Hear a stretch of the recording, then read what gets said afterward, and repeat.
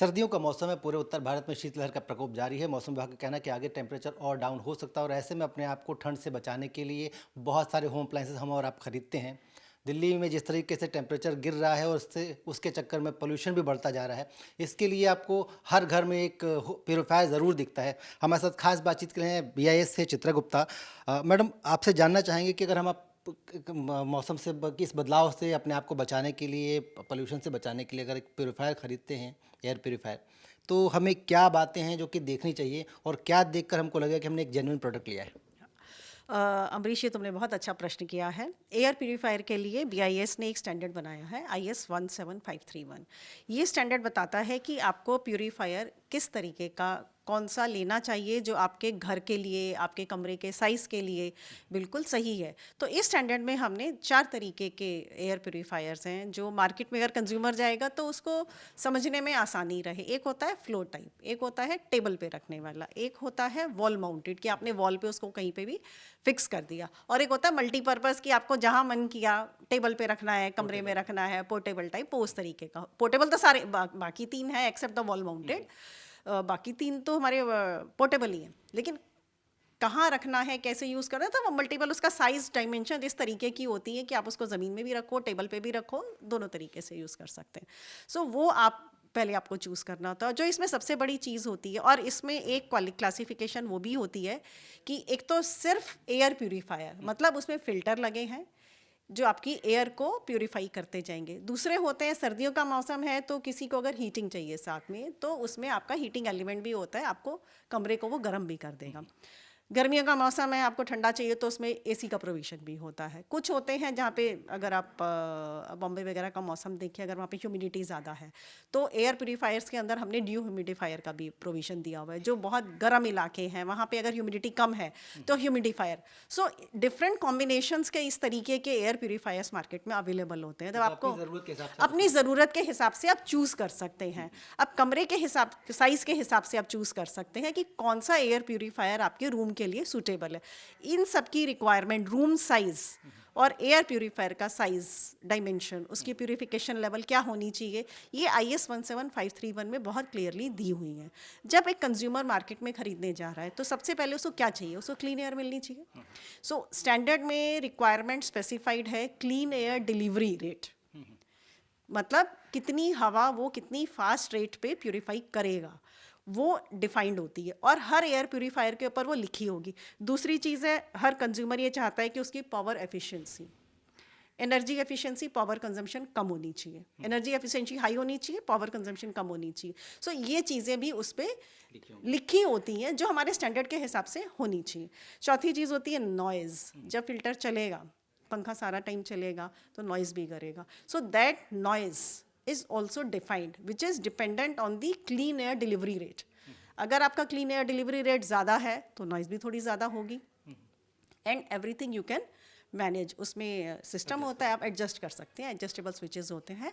तो आप जब भी कोई कंज्यूमर मार्केट में एयर प्यूरीफायर खरीदने जाता है तो वो इस स्टैंडर्ड के हिसाब से चूज़ करे। उसकी बॉडी पे जो CADR दिया है, that is clean air delivery rate, power consumption, energy efficiency और नॉइज़ लेवल, ये 4 चीज़ें वो चेक कर ले। और ज़्यादा इन्फॉर्मेशन चाहिए तो हमारी BIS केयर ऐप पे जाके नो योर स्टैंडर्ड में आप IS 17531 डाउनलोड कर सकते हैं। स्टैंडर्ड से आप उसके बारे में ज़्यादा जानकारी ले सकते हैं।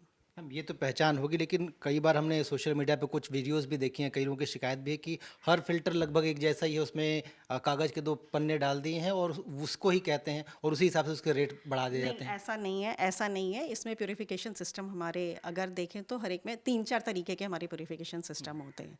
तो वो अगर ये स्टैंडर्ड पढ़ लेंगे ना, 17531, एक लेमन को भी समझ में आ जाएगा कि मैं क्या खरीदने जा रहा हूँ। एक आयन इलेक्ट्रिक टाइप है, आपका हेपा फिल्टर है, आपका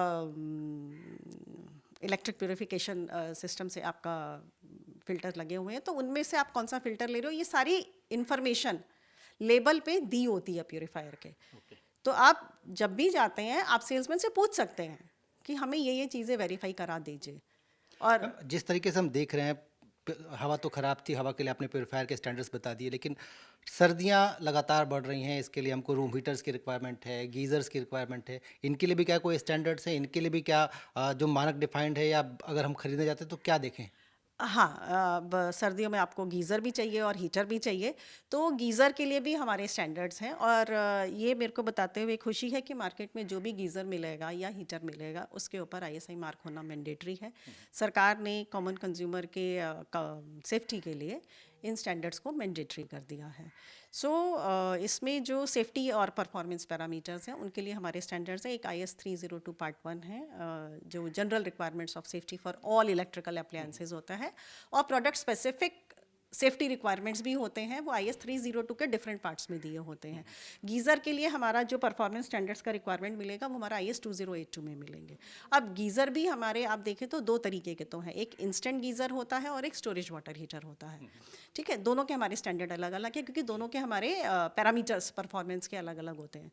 सो उसमें जो सेफ्टी पैरामीटर्स है कि आपका पावर शॉक नहीं लगना चाहिए, आपका थर्मोस्टेट होना चाहिए, सप्लाई कट हो जाए अगर ओवर हीटिंग हो रही है, प्रेशर रिलीज वाल्व होना चाहिए, तो उनके जो वो पैरामीटर्स है वो उसमें डिफाइंड है। अब कॉमन कंज्यूमर जब मार्केट में जाता है उसको ये चूज़ करना है कि वो किस तरीके का गीज़र देखे, राइट। अगर इंस्टेंट गीज़र हीटर माने कि पानी एक तरफ से आया दूसरी तरफ से गर्म होकर आपका हीटिंग एलिमेंट फास्ट उसका है तो जल्दी से गर्म करके पानी मिल जाएगा, जो नॉर्मली आपका किचन जैसी जगहों पे लगता है जहाँ पे आपको ज़्यादा स्टोरेज की ज़रूरत नहीं होती। बाथरूम में आपके स्टोरेज गीज़र लगते हैं तो उसमें भी आपको आप चूज़ कर सकते हैं कि आपको किस तरीके का गीज़र चाहिए। अगर आप जैसे आजकल हाई राइज बिल्डिंग्स हैं तो उसमें आपका अगर लोअर लेवल पे अपार्टमेंट है या आपका हायर लेवल पे अपार्टमेंट है तो लोअर लेवल पे क्योंकि पानी का प्रेशर ज़्यादा आता है तो उसमें आप गीज़र वो लीजिए जो हाई प्रेशर के साथ में चले, और जो अगर आप हायर फ्लोर पे रहते हैं तो आप गीज़र वो लें जो लो प्रेशर पे चले क्योंकि पानी का प्रेशर जिस हिसाब से पड़ता है। तो वो एक डिस्टिंक्शन स्टैंडर्ड में भी डिफाइंड होती है, और कंज्यूमर जब शॉप पे जाता है तो दे कैन ऑलवेज आस्क कि हमें मेरा ये फ्लोर है इस हिसाब से मुझे गीज़र चाहिए। फिर गीज़र का एलिमेंट पानी के साथ कांटेक्ट में आने से अगर हार्ड वाटर है तो उसकी रस्टिंग भी हो सकती है, उस पर कोरोजन हो सकता है, वो ख़राब हो सकता है। तो गीज़र जो है उसमें हीटिंग एलिमेंट आजकल एक केसिंग के अंदर भी आते हैं ताकि आपका हीटिंग एलिमेंट की लाइफ उसकी सेफ हो। सो आप जब भी और फैमिली के साइज़ के हिसाब से आप कैपेसिटी डिफाइन कर सकते हैं कि आपको स्टोरेज गीज़र कितने कैपेसिटी का चाहिए, that they can decide and they can ask the consumer. क्योंकि ISI मार्क्ड होते हैं, अगर आपको उसमें कोई कंप्लेंट होती है तो आप BIS केयर ऐप पे जा करके कंप्लेंट कर सकते हैं, जो BIS के पास आएगी and then BIS can do the redressal of the complaint. Complaint की बात कही मैम, तो आप बहुत सारी चीज़ें हैं जो जानना चाहेंगे कि कंज्यूमर अगर दुकान से कुछ खरीद के लाता है, किसी भी तरीके की शिकायत हो, चाहे वो कंपनी से हो, चाहे वो प्रोडक्ट से हो या सर्विस से हो, क्या क्या चीज़ें हैं जो कि उसको दुकान से लेकर आनी है और क्या क्या चीज़ें जो घर में आके उसको ध्यान देनी है? देखिए, जो दुकान से लेके आएगा उसको गारंटी कार्ड तो मिलेगा, इनवॉइस मिलेगा, बिल मिलेगा जो वो खरीदेगा, और उसको वो संभाल के रखे, क्योंकि जब भी कंप्लेंट होती है तो कंप्लेंट के साथ में आपसे ये चीज़ें मांगी जाती हैं, क्योंकि आपको कंप्लेंट एस्टेब्लिश करनी है कि आपने जो खरीदा आपने कहाँ से खरीदा, कौन सी कंपनी का खरीदा। अगर आपके पास ये इन्फॉर्मेशन अवेलेबल है तो कंप्लेंट हैंडलिंग रिड्रेसल करना आसान हो जाता है। और घर में आके किस तरह से शिकायत कर सकता है वो? BIS care app ISI mart product है, आप BIS केयर ऐप को डाउनलोड कर लीजिए मोबाइल फ़ोन में, किसी भी चाहे वो एंड्रॉयड है चाहे वो iOS है, किसी भी ऐप स्टोर से वो आपको मिल जाएगा, फ्री ऑफ कॉस्ट है। और उसमें आप जब जाएंगे BIS केयर ऐप में तो उसमें एक टैब है कंप्लेंट का, आप उसमें अपनी कंप्लेंट पे क्लिक करिए, अपना आपको मोबाइल नंबर देना होगा, अपनी कंप्लेंट रजिस्टर कर दीजिए, then BIS will take action on the complaint. हम शिकायत तक तो हो गई, लेकिन क्या हमको इसकी प्रोसेस या कहाँ तक वो पहुँचा है हमारा शिकायत का रिड्रेसल, ये सब भी दिखता है? हाँ, ये भी हमारे सिस्टम में प्रोविज़न है, स्टेटस ऑफ कंप्लेंट आप देख सकते हैं। तो कुल मिला के हमें ये करना है कि हम जब दुकान से लौटें तो अपने साथ बिल लेकर आएँ और BIS केयर ऐप डाउनलोड कर लें, ताकि प्रोडक्ट वैलिड है कि नहीं ये भी जान सकते हैं और साथ में अगर उससे कोई शिकायत है तो वो भी रिड्रेसल कर सकते हैं। बहुत बहुत धन्यवाद मैम, हमसे बात करके बहुत बहुत शुभकामनाएं आपको। Thank you. आपका हीटर रह गया? कोई बात नहीं, हीटर तो हम पॉइंट से डाल देंगे। और कुछ ऐसा अलग सा? LPG PNG गीज़र रह गया।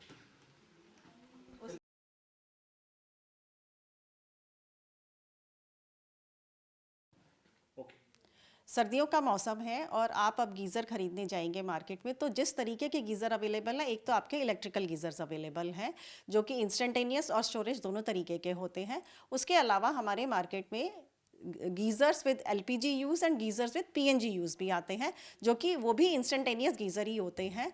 लेकिन जब आप एलपीजी या पीएनजी वाले गीज़र यूज़ करते हैं तो उसमें एक बहुत बड़ी चीज़ आपको ध्यान रखनी होती है कि आप जहाँ पर भी उसको लगाएं वो फुल्ली वेंटिलेटेड एरिया होना चाहिए, क्योंकि उसमें से जो आपकी गैस बर्न होने से कार्बन मोनोऑक्साइड और कार्बन डाइऑक्साइड बनती है उसका रेशियो बहुत क्रिटिकल होता है। अगर वो ज़्यादा हो गया वो पॉइजनस होती है और आपको नुकसान पहुंचा सकती है। तो इसलिए आपका जहाँ पर भी आपने ये लगाया है, बाथरूम में लगाया है, तो एक तो एलपीजी सिलेंडर आपको बाहर रखना चाहिए, बाथरूम के अंदर आपको नहीं रखना चाहिए। और पीएनजी तो क्योंकि पाइप गैस है वो गीज़र के साथ ही ऐसे अटैच हो जाती है आराम से।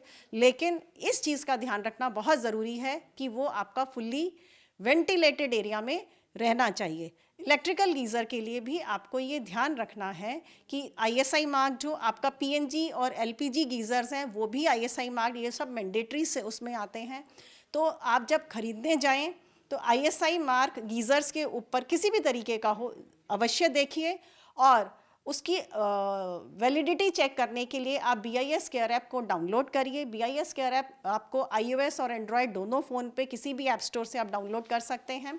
उसमें आपको एक फ़ीचर दिखाई देगा to check the validity of the licence ISI mark की। उसमें जाकर के जो आपने इक्विपमेंट ख़रीदा है उसके ऊपर एक CML नंबर दिया होगा, वो CML नंबर डालेंगे तो आपको उसकी वैलिडिटी, उसकी एक्यूरेसी, वो जेन्युइन है ये आपको पता चल जाएगा। और अगर आपको ये लगता है कि ये गीज़र आपका ठीक से काम नहीं कर रहा है, अंडर परफॉर्मेंस है, या आपको उसकी कंस्ट्रक्शन में कोई प्रॉब्लम है, कोई उसकी परफॉर्मेंस में प्रॉब्लम आ रही है, सेफ्टी की प्रॉब्लम है, तो आप BIS केयर ऐप के थ्रू ही आप कंप्लेंट भी BIS को कर सकते हैं, जिसके ऊपर कि BIS उसका फिर रिड्रेसल कर सकता है। Thank you.